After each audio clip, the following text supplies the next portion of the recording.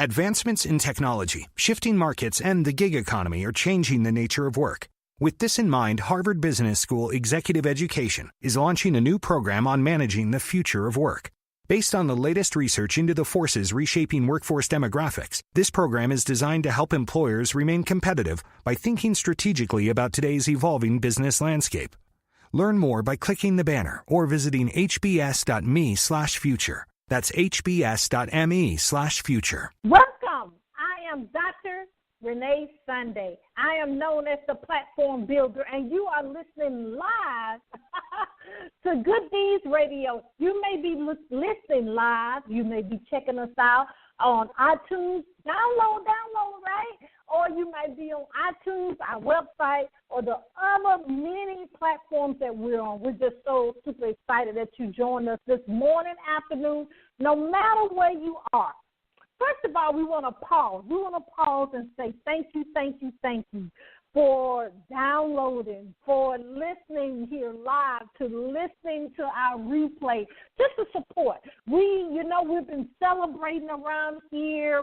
We're actually number 57. We're still there, number 57. I know of all the podcasts in the United States. They do it separately, in the iTunes store. But we're so super excited. It's a major accomplishment to be in the top 200. So we're excited that we're below 100. So continue to support us, please. But you know what we do here at Good Deeds? We help you shine your light to the world. And what your light is your goals, your dreams, your passion, and guess what? Your destiny and purpose in life. We enjoy doing that through our radio, TV, and magazine. And also, we do have a publishing house and we have a nonprofit organization. But let's get to the question for Dr. Renee, because we have a amazing life changer himself in the house. Okay, so make sure, just go ahead and get your pen and paper, because we're going to have some major nuggets that's going to be dropped on this session of Good Deeds Radio, okay? But the question for Dr. Renee for this session, the question is, Dr. Sunday, you do so many things, but we're so, I'm paraphrasing, because my team, how they do it. They just hand me the course. They like doing that for anyone that's listening new, because they know that, of course, I'm going to be authentic, but I'm grateful that I actually can to get things in my mind pretty quickly, that I can answer the question the right way. Okay? So the question is, we're paraphrasing what the young lady sent in. She said, Dr. Sunday, I can truly say you impact and you influence and you help so many people in the things that you do. But what do you do for self-care? What do you do to just relax from it all, right? And, I love talking about that. But I have to do a backstory just real quickly. I am a board-certified anesthesiologist as well. 17 years, yes, I still do anesthesia part-time, among the other things that I've been entrusted to do. But one thing I did notice, when I was full-time as an anesthesiologist, I always took off 1 week every 3 months. And I even did that in residency because, we do have time off in residency as well. Because I knew going in that my job was very stressful. I knew going in that I had to be the policeman, if you will, of the operating room. I knew going in that I actually had to protect my patient, because every patient is my family member, okay? So I want to do the right thing. Of course, I want to do the standard of care. But when I transferred over, if you will, and the things that I do now, guess what? That same skill set came. Sometimes I don't do it right, but everyone is probably learning in progress, right? But I try my best to actually, I do my meditation. I can tell you that. I do that every morning, and I do my reading every morning. I'm pretty consistent with that. But I do take time away to be with my family. I do take time away to actually, and ladies, you're going to love this, the spa day, okay? I do that. But, of course, I do sit down, because what I've noticed, let me give you a secret if you're not aware of this. When I do take time for self-care, I get more downloads. I get more inspiration and my creativity just explodes. Because guess what we're doing? We're always doing something. Guess what? Are we really focusing or are we just being busy? Oop, there it is, as the kids say. So think about that. Of course, me and the young lady had a lot of more conversation around that. But I just wanted to kind of answer the question. If you have any questions, don't hesitate to send them in. And, that's the question, ask Dr. Renee. Okay? But we don't want to delay because we have a powerhouse today, this afternoon. We have a highly sought-after best-selling author, publisher, Mitchell Levy. Looking at his portfolio, the things that he has done, I like when he says this. He empowers thought leaders to share their genius. Isn't that amazing? That actually makes you feel special. That makes you feel like getting up and doing something. That just makes sure you want to, guess what, share your story. And he has done that so many times. He has created, guess what, 20 businesses. Isn't that amazing? Probably more that's cooking right now, okay? And at least 4 that's actually publishing house. And guess what? I love this. He's my role model, okay? He has published over 800 books. And it's probably more than that. But, the thing about it, he actually empowers people that we need to share our genius. I love that. And he's on so many boards and so many different things that he changes the world just by him being in his presence, being in his purpose. Isn't that, I'm just so amazing. But we want to welcome none other than the world changer. And I'm going to just say that because that's what he really is. Mitchell Levy, are you there? I am. What a build-up. Thank you. Well, you're just so amazing. Thank you for taking time out and being here with us on Good Deeds. Oh, my pleasure. Happy to be here. Good to hear your intro. Oh, wow. But let's just dive right in because I told them, I warned them up front, Mitchell, that they need to get their pens and paper. So get your pen and paper, but we don't have to replay if you're driving. Now, don't try to do it while you're driving. But let's dive right in because you have done so many amazing things. But we want to just bullet some things that's just amazing. We want to know, because we actually want to educate our listeners as well, what is thought leadership? And just let's be frank, why should we even care about it? So it's funny, that word or that phrase has changed throughout the years and has so many interesting connotations to it. And some people have never heard of it. Other people have said, hey, it's an overused term. But let's put it this way. And one of the things I'll give you a definition, but what I also want to say is I did a TED Talk it's called Being Seen and Being Heard as a Thought Leader. And in that TED Talk, I also give a definition. For those that are interested, you could just Google Mitchell Levy TED Talk or Google Being Seen and Being Heard as a Thought Leader, and you'll see the book I wrote on it and also the TED Talk itself.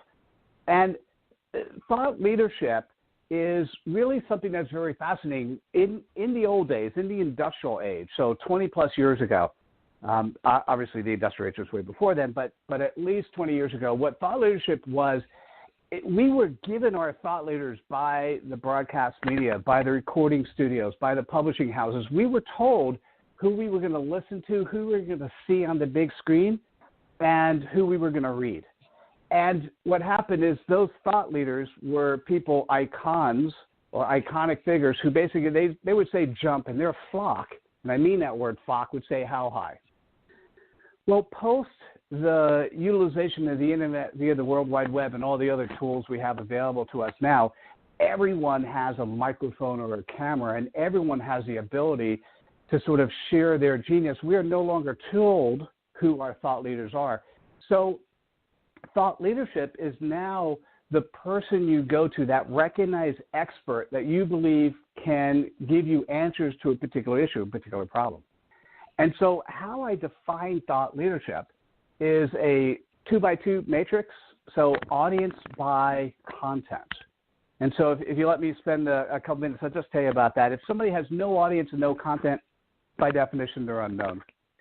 If somebody has a very large audience, but their content is very narrow, I would call that person an evangelist. And in the business space, business evangelism was really big at the beginning of the internet and before. And what would happen is we'd have somebody shout from the rooftops, hey, how cool it is to use this product. And their content was so narrow. All they talked about was the product, not the benefits or disadvantages of other products or what else you could use, but just about the product. So what happens when somebody just talks about one thing, they don't feel like they're authentic. And if they're not authentic and they're not demonstrating integrity, it's hard to trust them. If you can't trust them, it's hard to do business with them. So I don't think evangelism is the way to go. So if we now look at, there's only two other quadrants. If we look at the bottom right quadrant where we're looking at somebody who has a large amount of content, but a very small audience, you would call that an expert. And I have to tell you, everyone who's in business today has some amount of expertise in something. Everyone is and can be considered an expert at something. And many people, many more than one thing. And the definition of a thought leader, or let me say recognized expert, is somebody who is given recognition or has recognition and being recognized as that expert. And so the question becomes, well, where do you need to be recognized? And the answer is just in the places where you're doing business. So you could be a thought leader or recognized expert and have a very narrow number of people know you, but if that's the bulk share of the audience who may be clients, then that's absolutely a good thing to do. And so what I would say always is we need to be able to share the right amount of content with the right audience to become either a thought leader or a recognized expert. Does that make sense? Wow, that's eye-opening. That's amazing. Thank you. I'm like, we all need to get that because you're right. We have the term out there, expert, but we actually, wow. Mm. Well, it's just to follow up a little bit on that. I really appreciate the question. Is who we do business with today is, and most of what I do is business focused. And so what that typically means is most of what I do are nonfiction books in the book publishing space. And who we do business today are people that we know, like, and trust. You've heard many people say that before. And the thing, and actually we could probably add one more, know, like, trust, and remember. But let's just go with the know, like, and trust. And the interesting part, it's important that, A, we are known. That's where being the recognized expert or thought leader comes in. But the other thing that's important, and this is where society is moving as we transition from this industrial age society to the social age, we need to be liked and trusted. Because if you're not liked and trusted, in the past, there are many companies, many individuals who were able to get away with that. But nowadays, we've got some form of Yelp on almost everything we do. And if you actually are no longer liked and trusted, word of mouth comes out there and people are reviewing your reviews and your status and how you've treated others before they actually interact with you. And business won't be the same as it was in the past. And so the most important thing is just go back to the time you were brought up and when mom or dad or grandma used to say to you the types of things that they wanted you to grow into as a child.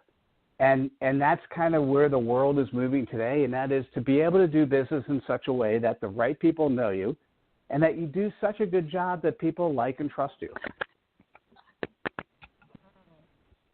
Yes, that would be amazing. Let me ask you this, because being a major influence as you are in the public in the publishing arena, especially like you said, nonfiction. So many people. We tell everybody when we speak, and everyone is saying you have a story, and all of us do. We all had life experiences. But why should we even think about writing a book? And what should we actually write on? Because it's so much out there. Amazon's one site to mention. It's millions of books. So help us with that. I mean, why should we write a book, and what should we write about? So let me first say something that many people won't want to hear. And that is, unless you are well known and very powerful in the industry somewhere, so you're either a recognized expert or a thought leader, but let me just say, I'm not going to say no one. Most people say no one, but most people don't care about your life story.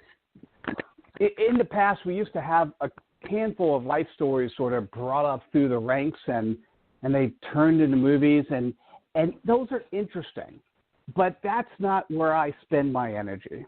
Here's where I spend my energy, is if we want to be, if we're following the factor of being known, liked, and trusted, and we want to be known, there is no better vehicle in the world to say to the world that you have expertise in a particular area than being the author of a book. Now, what I'll say is there's probably one other that's better, and you could spend a couple $100,000 and 3 years of your life and get a PhD, and that would actually demonstrate that you have expertise in a particular area. But what we've been able to do with books, and I've redefined the concept of a book and the go-to-market strategy, is we've been able to allow an author who wants to write themselves to write a book in 8 hours or less, or what I love doing is doing a 2-hour interview with somebody, pulling the genius from their head, and then they have a team of ghostwriters that have gone through writing school, and they will write the book. And so what's fascinating to me is, the old school used to be, hey, write a book, spend the time, and now that you can publish, people say, hey, you should save money and publish yourself. And what I want to say is hogwash to that advice, because to be successful in business, you have to be known, liked, and trusted. So what does that mean? Well, that means everybody who's in business, if you run your own business or you're part of somebody's business, guess what you are? You have to be somewhat of a salesperson. If you don't have clients, you don't have a business. You have to be somewhat of a marketing person. You have to be reasonably good at project management, because if you can't get organized, you can't actually get things done for your clients. And I'm going to add one more. You have to have some sort of legal component with you. So sales, marketing, project management, and legal. And one of the things that's important is, really the most important thing, is attracting clients.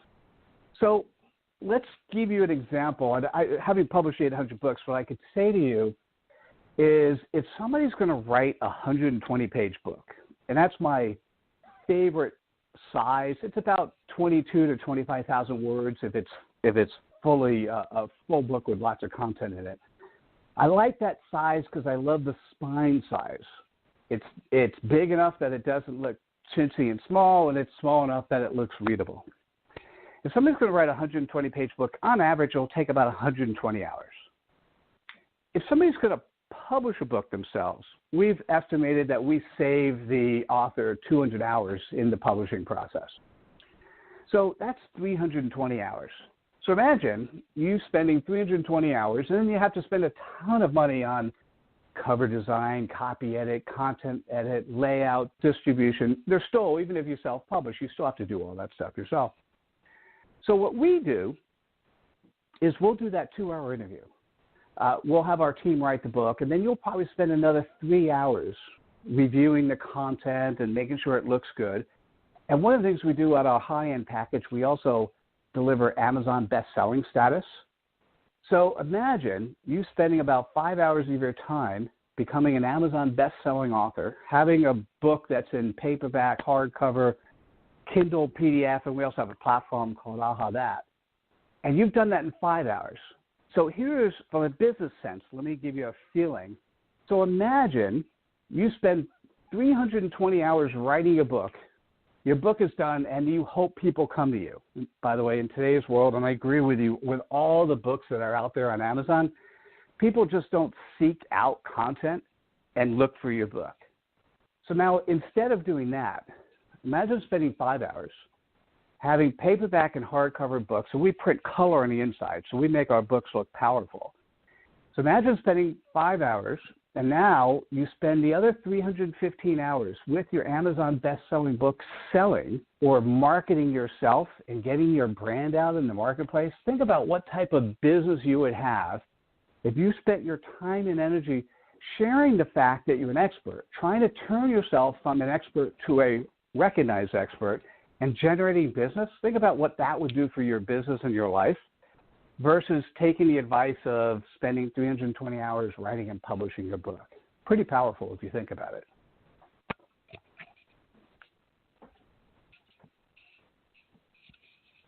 You're just so amazing. I'm like, okay, wait a minute. This is so, because it does take those many hours, you're right, to do all that.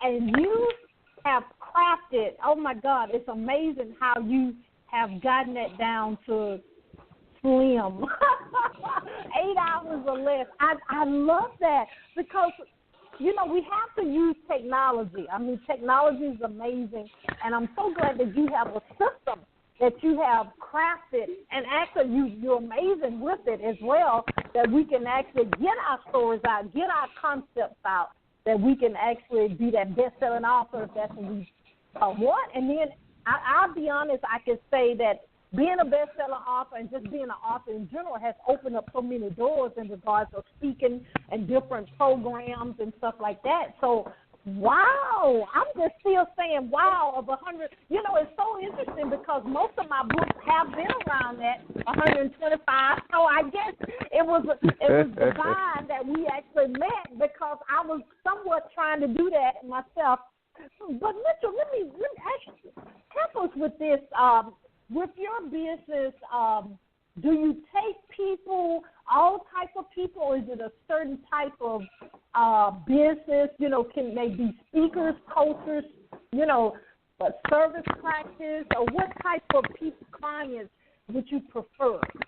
Or if no, it's a great question, and make sure you ask me what's inside a book, so I talk about that. So I'm going to put that as a cue. So the answer is this is where it's kind of funny. Anyone who's in business today who has clients or has prospects, and they could identify the pain point they're solving as part of their execution of business. So what has to happen is there has to be somebody, you know, we can't work with somebody who's never done business before, because by definition, how can we interview them? They don't know it. If you just know book smarts, that doesn't really work. So we do have a selection committee to identify authors and approve authors that come to us and ask us if we could publish their books. And what it really comes down to is if you write a book that is focused, and here's where it's also significantly different, my approach, than the ones that are in the marketplace. I don't want you to write a book that boils the ocean, that solves every problem imaginable. I want you to niche your marketplace. I want you to identify the type of customer that you serve and the type of issue, or specifically the type of issue or pain point that you address for that client. Because the more narrow you could be, the better chance there is that you could actually reach the audience that needs your services. Because here's something to think about. If I have a problem today, what am I going to do? I'm going to think about, well, who in my network can solve my problem? Now, if it's somebody in my family, man, I just immediately go there. If it's one of my friends, I'll give them a call or pop in an email. Hey, you solved this problem. What did you do? Now, let's say my network, I've checked into my network. I just don't know anyone who's seen this problem before or done it before. What am I going to do? I'm going to go to my friend Google, and I'm going to say, hey, I have a problem with, and I'm going to fill in the blank. And then I hit return. So imagine you have a book that talks about a particular problem. Imagine that problem was the one that I Googled, and all of a sudden your book came up, and the title of the book was the problem that you addressed that I'm interested in. I see that book. What am I going to do? I'm going to think that Dr. Renee can solve my problem. I'm going to call you up, right? And that's what we focus on. And so, if you're a realtor, that doesn't mean, there are so many other realtors, that doesn't mean you can't have a book that focuses on the types and ways that you help your clients that you feel are different than other people. Because your book is a point of view book. It doesn't have to sell around the world. It just needs to get into the hands of those people who are potentially your clients. I love it. I love it. And listen, you told us to circle back to, I think you wanted to address briefly what's actually in the book, I think you said. Let me tell you how we do things quickly. And that is, in today's world, there is so much content coming out to us. There's so much junk for us to sort of sort our way through. So what I said, remember the old days, what they used to teach you was the 30-second elevator pitch. Hey, if you ran into that perfect person in the elevator, you have 30 seconds to share what you do. Well, nowadays it's 7 seconds. You don't get 30 seconds anymore, you get 7. If you can't get somebody interested in 7 seconds, they're going to go to their cell phone and disappear, right? So the thing that's interesting is, why not create a book that people could actually read and consume that shows that you have expertise in an area? And so our books are comprised of 140 smaller bite-sized quotes and 7 blog posts. And so, there's 1 or 2 aha messages per page. It is very straightforward and powerful to read. And if you don't mind, I'll give you an example of an aha message. So this was, I did, at the beginning of the talk, I mentioned that I did a TED Talk. It's called Being Seen and Being Heard as a Thought Leader. And I also did a book on the same topic. And one of the things I often tell my fellow thought leaders is simply that when they share content, 80% of the content they share should be somebody else's. Now, that doesn't mean your book has to have 80% of other people's content in it, but that's what I actually did with my book. I ended up interviewing 4 other thought leaders for a half hour each. Remember that 2-hour time frame. And then from there, I had my team write the aha book. And I want to talk about, so I've got the person who runs Thought Leadership for Cisco in there. I've got actually a real-life Swami in there. And but I want to talk about Robert Clancy. Robert has 500,000 followers on Facebook. And he has aha number 4 in the book. So let me tell you what aha number 4 says, and this will give you a feeling of what an aha message is. What Robert says is that good thought leaders are at the top of the mountain. Great thought leaders are at the bottom of the mountain, helping others climb up. That's tasty, isn't it? So here's what's interesting. If you could have a book with tasty morsels of content, you only need 1 of them to capture somebody's attention, but you have 140. Now you can imagine how you communicate to the world. You start communicating in a much more effective way. You're not creating your book to educate somebody on how to do something. Your book is solely the instrument that allows other people to see you as somebody with expertise in an area, so you could then have that conversation and then close, either sell the product or close the consulting or do the coaching or whatever it is. You need people to come to you because they think you could help them with their problem. And that's what we've orchestrated the entire strategy around that. Wow. I'm just like, I'm so excited. Oh, wow, ladies and gentlemen, you got to get this. It's life changing. I did say you were a world changer. I meant that. You really are. Mr.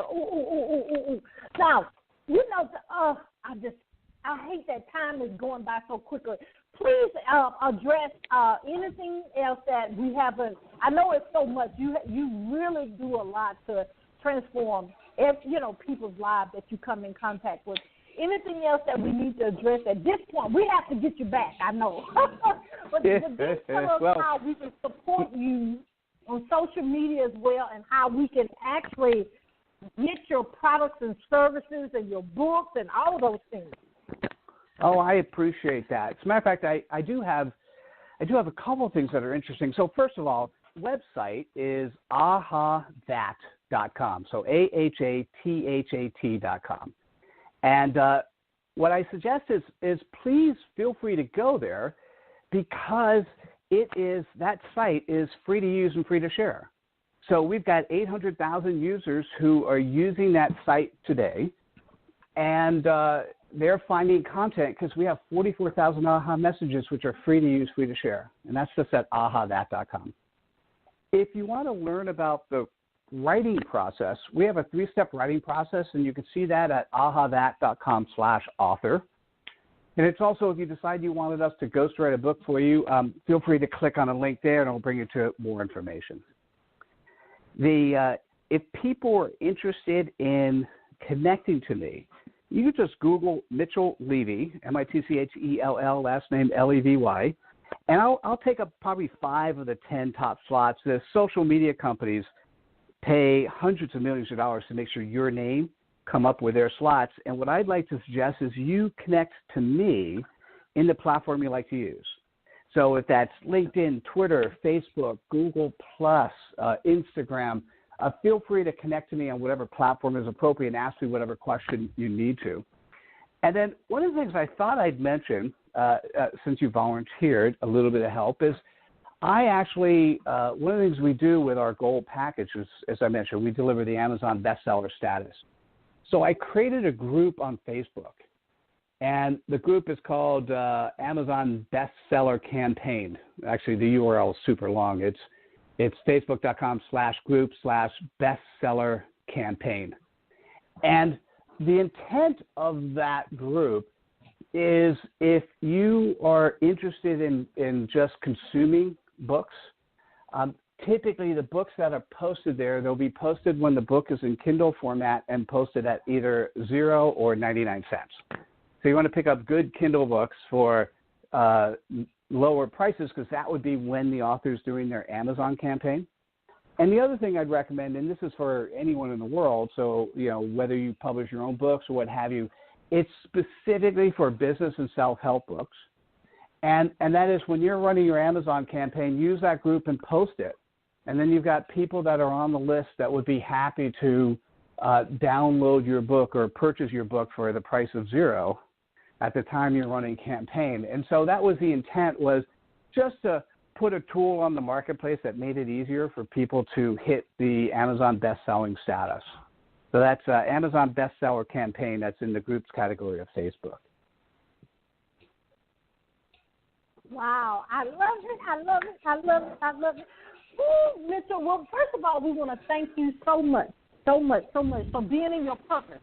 That's just so amazing. Ladies and gentlemen, you can hear the passion. You can really hear that he is here, and his whole company and staff is here to help us, okay? But then we want to thank you so much for taking time out and being a guest here with us on Good Deeds. If you need us for anything, please don't hesitate to contact us. Beautiful.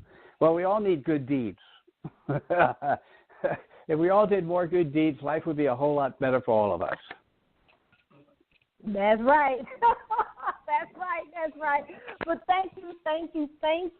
Woo, this has been amazing, and we actually will stay in contact. So thank you so much. Oh, you're absolutely welcome. Thanks for having me. Have a great day, everybody. Take care. Woo, ladies and gentlemen, I know you're ready for the replay. Hold on. Please connect with Mitchell. Amazing. Here at Good Deeds, what we want to do is give you great information, great resources that you can move forward in your purpose. We got to do that. If you want to actually be a guest on our broadcast, or if you want to actually advertise your products and services, please contact us. We also have a publishing house. We also love to collaborate. We do have a nonprofit organization. We do have online programs. I'm a business coach, I'm a media coach, and also a grief counselor. And, of course, I do speaking and all that stuff as well. But always remember, You do have a calling. You do have a reason you were born. You're not a mistake. You got to do three things. You got to believe. You got to trust. And you got to walk that thing out, okay? You got to do it. You got to don't stop. You got to get it. And you know what you got to get. You got to get your purpose, and you got to get your purpose now. Don't stop. Get it. You know, this is Good Deeds, and I'm Dr. Renee Sunday. See you next time. Bye-bye. To promote my new flower shop, I had one place print my business cards, another print my brochures, and a third, my signs. Now my roses aren't red, my violets aren't blue, my geraniums look dead, and I don't know what to do.